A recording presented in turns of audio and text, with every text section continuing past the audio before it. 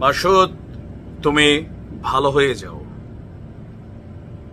দর্শক, এই জুলাই অভ্যুত্থান আগস্টে মোটামুটি মূল ফ্রেমে না থেকেও জিরো থেকে হিরো হয়েছে সমন্বয়ক হান্নান মাসুদ।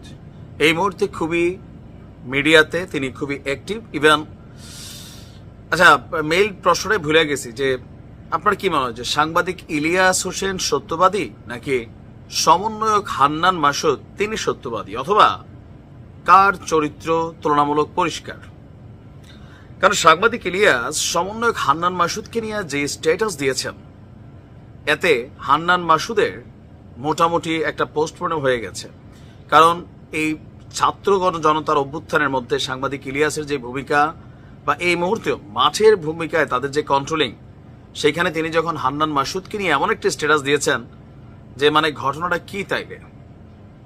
হান্নান মাসুদ তো তাহলে ফ্যাসিস্টদের দশর হিসাবেই কাজ করছে, তাহলে তো ডেভিল হান্টে হান্নান মাসুদও ধরা দরকার। মানে বিষয়টাকে এরকম আসছে না? ঘটনার প্রেক্ষাপট দেখেন।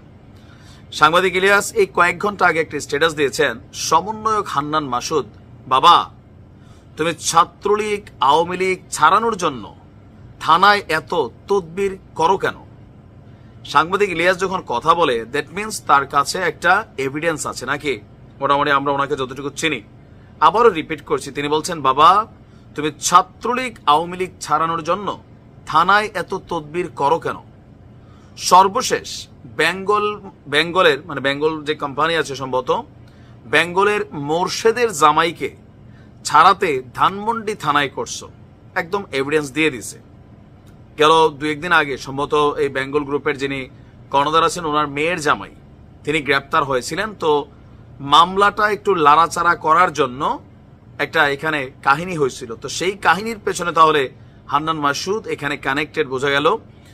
আর এরপর তিনি লিখছেন উপদেশ হিসাবে আর করোনা, ওকে, একটা প্রশ্নবোধক চিহ্ন দিয়েছেন। তারপর তিনি বলছেন, আজকে গুলশান থানাতেও আওয়ামী লীগের উপকমিটির সদস্যকে ছাড়াতে যারা পুলিশকে পরামর্শ, অনুরোধ, চাপ দেওয়ার চেষ্টা করছেন তারাও সাবধান হয়ে যান।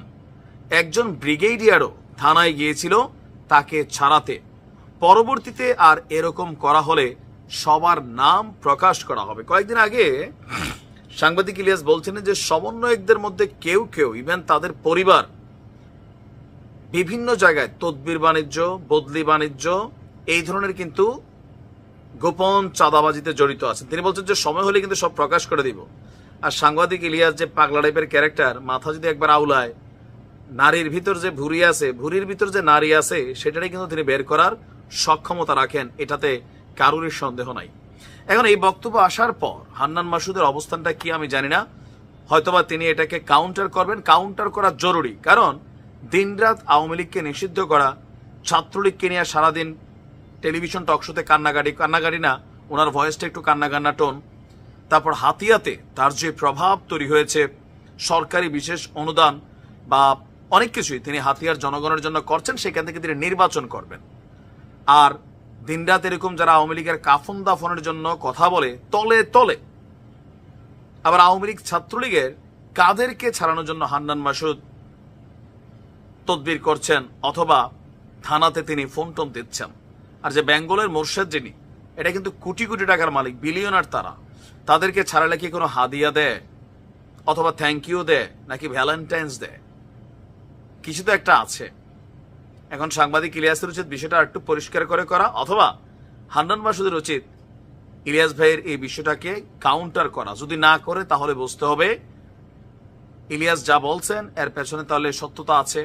আর যদি হান্নান ক্লিয়ার হয়ে থাকে, নিশ্চয় সেই বিষয়টাকে জনগণের সামনে প্রকাশ করবে যে সারাদিন ফেসবুকে, টিভিতে আওয়ামী লীগ, ছাত্রলীগ, যুবলীগের কাফন দাফন হবে, তলে তলে আবার সেখানে অন্য তদবির বাণিজ্য হবে।